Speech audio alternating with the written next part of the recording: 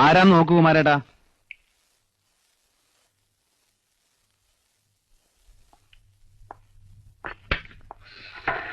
ആരാ?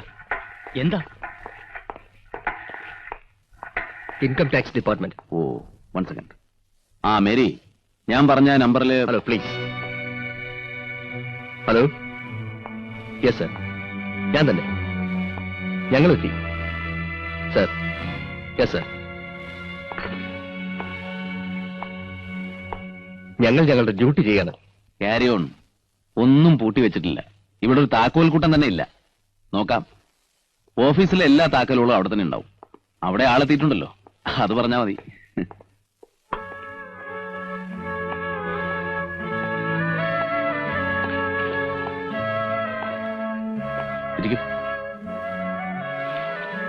കുറച്ച് സമയം പിടിക്കുമെന്ന് തോന്നിയാൽ ചായയോ കാപ്പിയോ വേണമെങ്കിൽ കുമാരേട്ടനോട് പറഞ്ഞാൽ മതി.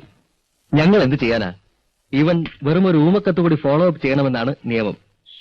ഇൻ ആൻഡ് ഔട്ട് എല്ലാ കാര്യങ്ങളും വ്യക്തമായി അറിയുമെന്ന് ക്ലെയിം ചെയ്യുന്ന ആളെ എഴുതിയാൽ ആക്ഷൻ എടുക്കാതെ വയ്യല്ലോ mister Venugopal. You are right. വേറെ ആരുമല്ല, നിങ്ങളുടെ മുമ്പത്തെ. പ്ലീസ് പറയണ്ട, എനിക്കറിയാം. It's okay.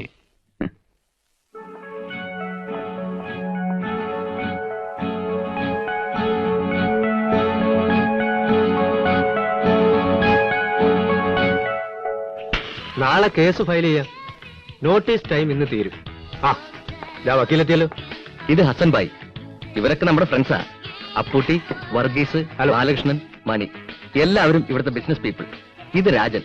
ഓ, നമ്മൾ തമ്മിൽ കണ്ടിട്ടുണ്ട്. ഇരിക്കേ. മൂപ്പറുടെ ജാമ്യത്തിന് വേണ്ടിയാ നിങ്ങൾ ഓടിപ്പാഞ്ഞ് നടന്നിരുന്നല്ലേ? എന്ന് പുറത്തു വന്നു? അകത്തും പുറത്തും ഒക്കെ ഈ കളിയിൽ പെട്ടതല്ലേ. പുറത്ത് വരണത് കടലാസിൽ ന്യൂസ് വരൂല. അതൊരു ഗുണുണ്ട്. ഈ രാജൻ പിരിഞ്ഞ വകയില് വേണുമുതലാളിക്ക് ഞങ്ങൾ നോട്ടീസ് അയച്ചിരിക്കുക. വാങ്ങിക്കൊടുക്കുന്ന നല്ലൊരു സംഖ്യ.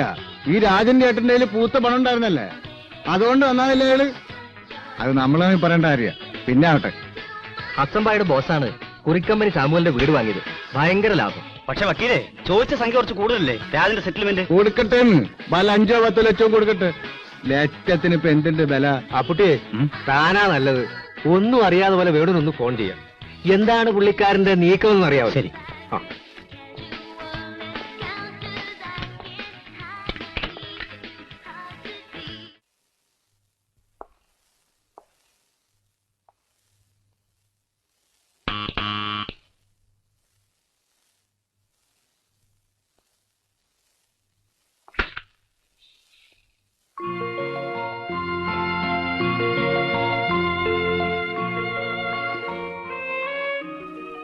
ആളില്ലേ? വക്കീലിനെ കാണണമെന്ന് പറഞ്ഞ് ഹോട്ടലിലേക്കാ പോയത്.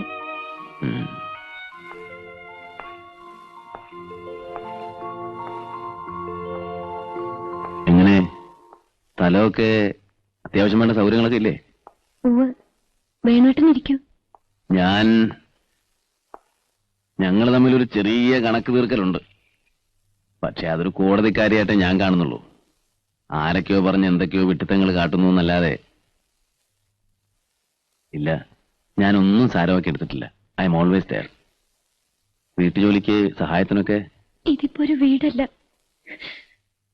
ഓരോരുത്തർ കുപ്പിയുമായി വരുന്നു, കുടിച്ച് കുന്തം മറയുന്നു.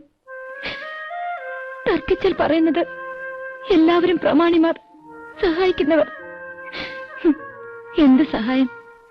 പാതിര വരെ അവരുടെ ഓർഡർ എടുക്കാൻ ഞാൻ നിൽക്കണം. ചിലപ്പോ കണക്കുകൂട്ടലുകൾ തെറ്റുന്നു. അതാണല്ലോ ലൈഫ്. പക്ഷെ ഇവനിങ്ങനെ മാറുമെന്ന്. തന്നേക്കാൾ അർഹതയുള്ള ആൾ എന്നൊക്കെ പറഞ്ഞ് എന്നെ നിർബന്ധിച്ചത് ഞാൻ തന്നെ. ഒരു കുടുംബം, കുറെ നല്ല ബന്ധങ്ങൾ, സ്നേഹത്തിന്റെ ഒരു അന്തരീക്ഷം. എനിക്കില്ലാതെ പോയത് പലതും ചുറ്റുമുണ്ടായി കാണാൻ താല്പര്യം. ആ പിക്ചറിലൊരിടത്ത് ദേവിയും കൂടി ഉണ്ടായി കാണണമെന്നത് ഒരാഗ്രഹം. അതുകൊണ്ട് നിർബന്ധിച്ചു. വിഷമിക്കരുത്, ഞാനുണ്ട്.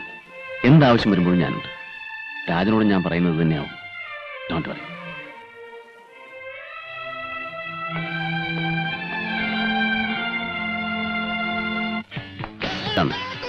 നോട്ടീസിൽ ആവശ്യപ്പെട്ട മുഴുവൻ സംഖ്യ ഉണ്ട്. പേപ്പേഴ്സ് സൈൻ ചെയ്യിക്കാൻ നിന്റെ വക്കീലിനടുത്ത് ആള് വരും. എന്തെങ്കിലും ചെറുതായിട്ട് തുടങ്ങും, റിസ്ക് ഇല്ലാത്ത എന്തെങ്കിലും ബിസിനസ്. എന്ത് ഗൈഡൻസും എൻ്റെ അടുത്ത് വരാം, എന്നെ വന്ന് കാണാം. ഇപ്പൊ ഒരു കുടുംബം ഉണ്ടെന്ന് വിചാരിച്ച് എല്ലാം ബുദ്ധിപൂർവ്വം ചെയ്യും. അത് വിചാരിച്ച് തന്നെയാണ് ഈ സെറ്റിൽമെന്റും. ഗോപാലൻ വക്കീലിന്റെ നോട്ടീസ് കണ്ട് പേടിച്ചിട്ടല്ല. പാർട്ട്ണർഷിപ്പ് ഒപ്പിടിച്ചു വെച്ചതുപോലെ വെള്ളക്കടലാസിൽ ഒപ്പിടിച്ചു വെച്ചിട്ടുണ്ട്. അത് ഗോപാലൻ വക്കീലിന്റെ അറിവിലേക്ക്. ആരെയും ആരായാലും ആവശ്യത്തിലേറെ വിശ്വസിക്കരുത്. ഇതും ശിവേട്ടൻ പഠിപ്പിച്ചു തന്നതാ. ശിവേട്ടൻ എന്തിനും ശിവേട്ടൻ. ശിവേട്ടന്റെ കാശ് കൊണ്ട് കച്ചവടം തുടങ്ങിയ ആളായിട്ട് നക്കാപ്പിച്ച 2 ലക്ഷം തന്ന് പിരിച്ചുവിടുമ്പോഴും ആ പേര് തന്നെ പറയണം, നന്ദി കെട്ടവൻ. അതിന് ഇപ്പൊ മറുപടി പറയുന്നില്ല. പിന്നെ ഏതായാലും നന്നായി വാ.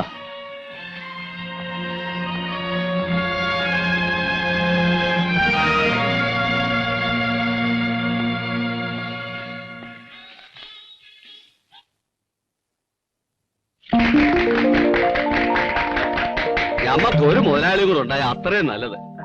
വരും വരും.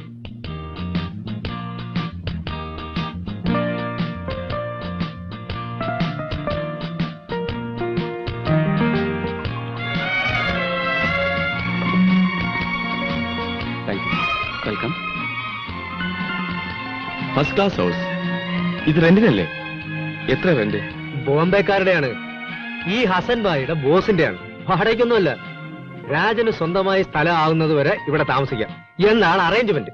ജിത്തുബായി ഇത് വാങ്ങിയിട്ട് ആകെ 2-3 ദിവസം താമസിച്ചിട്ടുണ്ടാവും. പക്ഷേ ഭയങ്കര ലാഭത്തിന് കിട്ടി. ദേവി, കുറച്ചുകൂടി ചിപ്സ് എടുക്കൂ. Why don't you come out? ഒരു കാശുകാരനെയല്ലേ നീ മുമ്പ് കണ്ടിട്ടുള്ളൂ. അങ്ങനത്തെ 10 പേരെ വിലയ്ക്ക് വാങ്ങാവുന്നവരാണ് ഈ കൂടിയതിൽ 1/2 ഡസൻ പേര്. വാ, ഞാൻ പരിചയപ്പെടുത്താം. രാജാ, യെസ്. ആ പറഞ്ഞതിനൊരു പുതിയ തീയതി.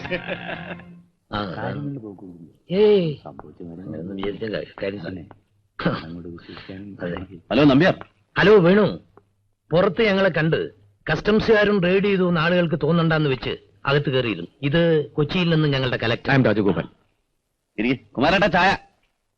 നമ്മുടെ സൺഡേ ചീട്ടുകളി മുടങ്ങിപ്പോയല്ലോ. വേണു ബിസി, ഞാൻ അതിലേറെ ബിസി. ഇവിടെയും വേണുവിന്റെ ഓഫീസിനുമൊക്കെ IT റെയ്ഡ് ചെയ്യിച്ചത് മറ്റേ കക്ഷിയാണ്. അയാളുടെ സെറ്റിൽമെന്റായി എന്ത് കൊടുത്തു? 2 lakhs സ്ട്രിക്റ്റ് ആയിട്ട് അക്കൗണ്ടിലാണ്. സാറിന് അറിയേണ്ടത് പിരിച്ചുവിട്ടത് എന്ത് ബേസിസിലാണെന്നാണ്. ഒറ്റയ്ക്ക് ബിസിനസ് ചെയ്യണമെന്ന് അയാൾക്ക് മോഹം. അപ്പൊ പിരിഞ്ഞു. ഈ ഭാഗത്ത് ഇപ്പോൾ ഒരുപാട് ഓപ്പറേഷൻ നടക്കുന്നുണ്ട്. ഈ രാജനും ഇൻവോൾവ് ആണെന്നാണ് ഞങ്ങൾക്ക് കിട്ടിയ ഇൻഫർമേഷൻ. Is it possible? ആ ടൈപ്പ് ക്യാരക്ടർ ആണോ? ചായ. എടുത്തുചാട്ടമുണ്ട്, പക്ഷേ ബേസിക് ആയിട്ട് പാവാണ്. ഞാനായിട്ട് വഴക്കൂടിയതും ഒരു ഫ്ലെയറിംഗ് അപ്പായിട്ടേ തോന്നിയിട്ടുള്ളൂ. ബിസിനസ് തകർക്കാൻ പറ്റില്ല. പിന്നെ ഒരു തോന്നൽ, ആ ശരി അതിലും കാശുണ്ടാക്കി കാണിച്ചു തരാം എന്നാണല്ലോ. നാച്ചുറൽ. രായ്ക്ക് രാമാനം, ലക്ഷപ്രഭുക്കളായവരുടെ കഥകൾ ധാരാളമുണ്ടല്ലോ. സ്മഗ്ലിങ്ങിന് ഒരു ഇൻസ്പിറേഷൻ കിട്ടാൻ. ബിസിനസ് നന്നായി പോകുന്നുണ്ടെന്നാണ് അറിവ്. ഒരു നല്ല ഫാമിലിയിൽ നിന്ന് വരുന്ന ചെറുപ്പക്കാരനാണ്. പക്ഷെ കാശ് വിതറുന്നുണ്ട്. നയിച്ചുണ്ടാക്കിയ കാശ് എങ്ങനെ പൊടിക്കാൻ തോന്നുന്നു? അതാ സംശയം. വീടും ഓഫീസും ഒക്കെ റൈഡ് ചെയ്ത് വെറുതെ ഒരു ബ്ലാക്ക് മാർക്ക് ഉണ്ടാക്കണമെന്ന് നമ്പ്യാരാ ചോദിച്ചത്. തമ്മിലൊന്ന് സംസാരിക്കാമെന്ന് വെച്ചത് അതുകൊണ്ടാണ്. Strictly confidential. Thank you sir. ഈ റാക്കറ്റിൽ രാജൻ പെടുമെന്ന് വിശ്വസിക്കാൻ പ്രയാസം. All right. Give me ring when you come to Cochin. Okay sir.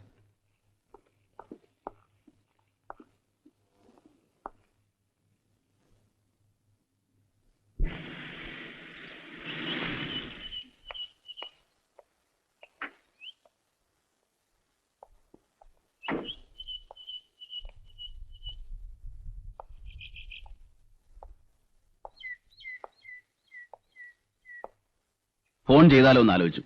പിന്നെ നേരിട്ട് വരാമെന്ന് വെച്ചു. ഇരിക്കാം.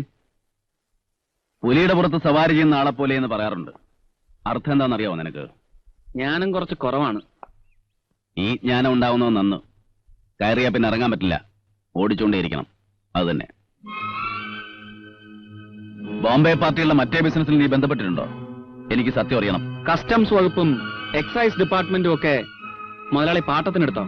മാനമര്യാദയ്ക്കുള്ള വല്ല ബിസിനസ്സും നോക്കിയിരിക്കുന്നതിന് പകരം അങ്ങനെ വല്ല ദുർബുദ്ധിയും തോന്നിയിട്ടുണ്ടെങ്കിൽ ഒരു വാണിംഗ് തരേണ്ടത് എന്റെ ചുമതലയാണ് എന്ന് കരുതിയാണ് ഞാൻ വന്നത്. എനിക്കെന്താ, കുറച്ച് കാശുണ്ടായാൽ പറ്റില്ലേ? സപ്പോസ് അങ്ങനെ ആണെന്ന് വെക്കുക, എന്താ കാശ് കഴിക്കുവോ? അകത്തുള്ള ആ പെൺകുട്ടിയെ കഷ്ടപ്പെടുത്തരുത്. നരകത്തിലേക്ക് നീ എടുത്തു ചാടി കാശുണ്ടാക്കിയാലും എനിക്കൊന്നുമില്ല. പക്ഷെ കൂടെ അവളുണ്ട്. അത് മറന്നു പോവല്ലേ. അവളുടെ കാര്യം നോക്കാൻ എനിക്ക് ആരുടെ ഉപദേശം വേണ്ട. ഞങ്ങൾക്ക് രക്ഷിതാക്കളുണ്ട്. വേറെ. ഈ പാർട്ടികളെ ഒക്കെ എനിക്കറിയാം. ഒഴിഞ്ഞു മാറാൻ വല്ല വഴിയുണ്ടെങ്കിൽ മാറ്. ഒരു ജ്യേഷ്ഠനെ പോലെ പറഞ്ഞു തരുന്നു, തീ കൊണ്ടാണ് കളി. ഒന്നുമില്ലെങ്കിൽ കൈ ശുദ്ധമാണെങ്കിൽ ഞാൻ ഈ പറഞ്ഞത് മറന്നേക്കും. പക്ഷെ പറയാതിരുന്നാൽ ഞാൻ ചെയ്യുന്ന ഒരു വലിയ തെറ്റായിരിക്കും. നിന്നോടല്ല, അവളോട്. അവളാണല്ലോ മുഖ്യം. കണക്ക് തെറ്റിയത് അവിടെയാണ്. ബിനാമി പാർട്ട്ണർഷിപ്പ് പോലെ ഒരു ബിനാമി കല്യാണവും നടത്തി അവളെ എന്നും കസ്റ്റഡിയിൽ നിർത്താമെന്ന് കരുതിയതായിരുന്നു അല്ലേ?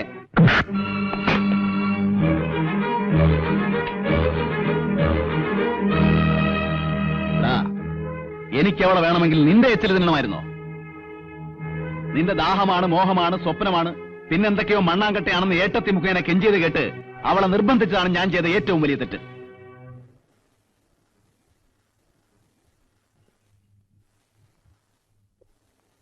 അകത്ത് പോ. കണക്ക് തീർക്കാൻ എനിക്കൊരു അവസരം തന്നിരിക്കുന്നു. നിന്റെ സർവഗുണ സമ്പന്നൻ. You get back.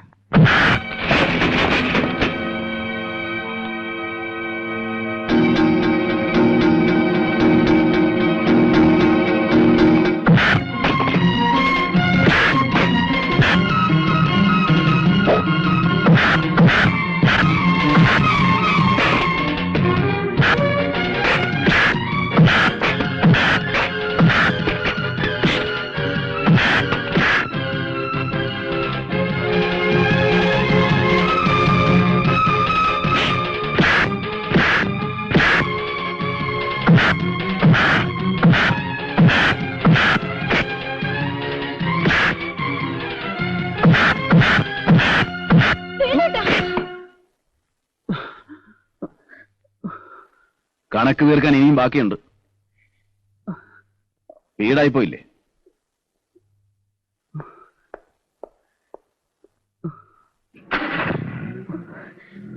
മാറി.